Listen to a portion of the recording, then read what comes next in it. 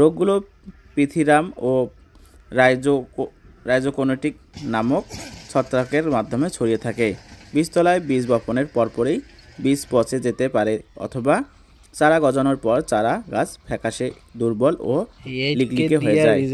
ছোট অবস্থায় চারার গোড়ায় পানি ভেজা দাগ পড়ে ও চারা ঢলে পড়ে এবং মারা যায়।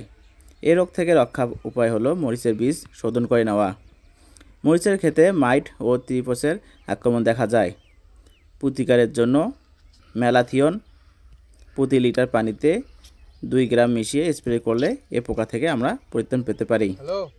মরিচ গাছে অ্যানথ্রাকনোজ যে রোগের লক্ষণ দেখা দেয় সেটি হচ্ছে টিল্ট নামক ছত্রাকনাশক প্রতি লিটার পানির সাথে 2 গ্রাম মিশিয়ে 15 দিন পর পর 2 থেকে 3 বার স্প্রে করতে হবে। সাদামাছি ভাইরাস রোগ বিস্তারে সহায়তা করে থাকে। সাদামাছি দমনের